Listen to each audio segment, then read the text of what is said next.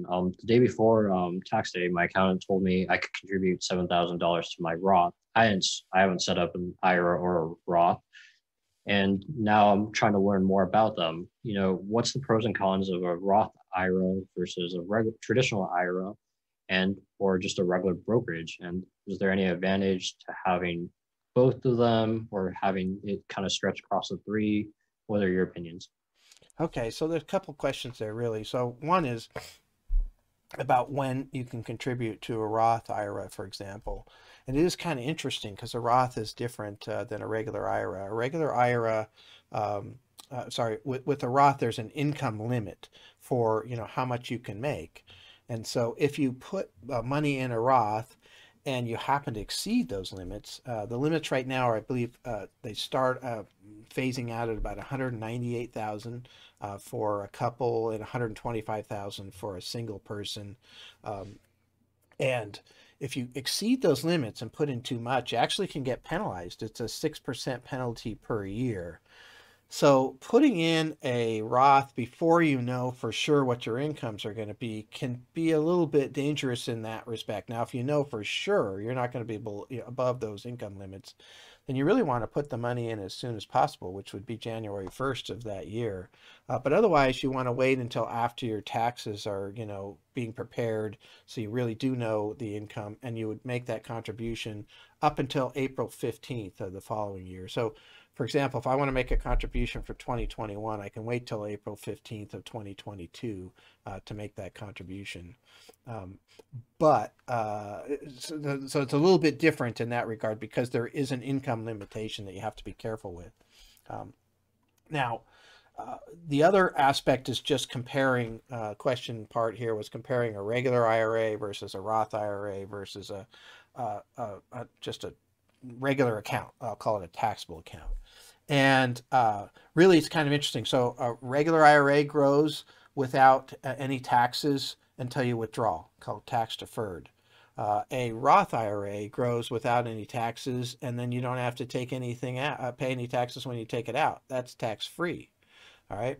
But both of those have a penalty for taking money out before 59 and a half, right? Uh, and so that's one thing to consider versus a taxable account. You have no penalties for getting that money out of there. A regular IRA will give you a write-off. So if you're desperate for a write-off, that would be a better choice. In my opinion, if I'm choosing between a regular IRA and a Roth IRA, I'm going to choose the Roth IRA. I've already converted all of my regular IRAs over to Roth. I've converted my 401k to only 401k Roth. Everything I have no future tax liability on my retirement accounts, mainly because I've seen what happens to everybody that ends up with a bunch of money in their regular 401ks and regular IRAs. So that would be my choice between the Roth and the regular. And then the taxable account would be fairly equal to the Roth as far as I'm concerned. I want to build assets up into both of those areas. So if I had to choose between the three, I would choose a Roth IRA, and I would continue to add to a regular taxable account to build up that liquid asset, because that regular taxable account only has a capital gain that I have to pay, which is lower than normal taxes as long as I hold on to it for a year. So that would be the best tax structure, and I think the best flexibility is a regular, a Roth IRA, sorry, and a, taxable account together. And I think that, is a winning strategy as far as that goes. So yeah, it's one of those things that's a little bit confusing in today's world, and it does keep changing, but that's what I'd be recommending today.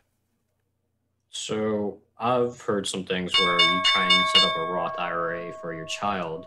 Is there any things that you would like do for that? Because I know they have to have income just Yeah. to do it. So Well, is that's the that the biggest major issue? challenge. They have to have income. I mean, it's pretty awesome concept to think, oh, I got this 2-year old. I could put $6,000 a year, into this Roth IRA for them. Just keep doing it and doing it, and then they could take over and do it themselves. Oh my gosh, it's amazing, tax-free, massive amounts of money by the time they get to retirement. And the statistics are unbelievable. When somebody starts saving in their 20s versus their 30s or 40s or 50s, it's incredible how much more money. But you have to have income. And so, it's very hard to justify, and, even if you have your own business, employing your 2-year-old. So, once your child does get a job, and, you can contribute. I mean, my daughter had a $1,380 in 2019 of income from the pizza place she was working at. So she could put $1,380 into a Roth IRA. The max she could do is 6,000. But the it's either the 6,000 or what you earn, whichever one is lower. So for her, it was 1,380. So yeah, that's one of the issues with trying to do this for kids, is just that aspect of, needing earnings. One thing you could do, and I have done this for a couple clients, you could just set up a regular taxable account, start putting money in there, and it's in your name and what have you, but it's mentally, it's for your kids, and you're building that up.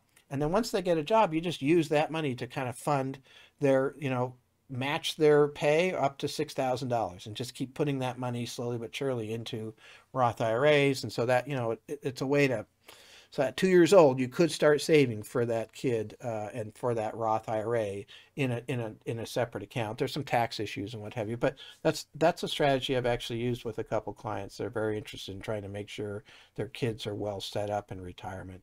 You can do the same types of things with college planning too, but that's a different story.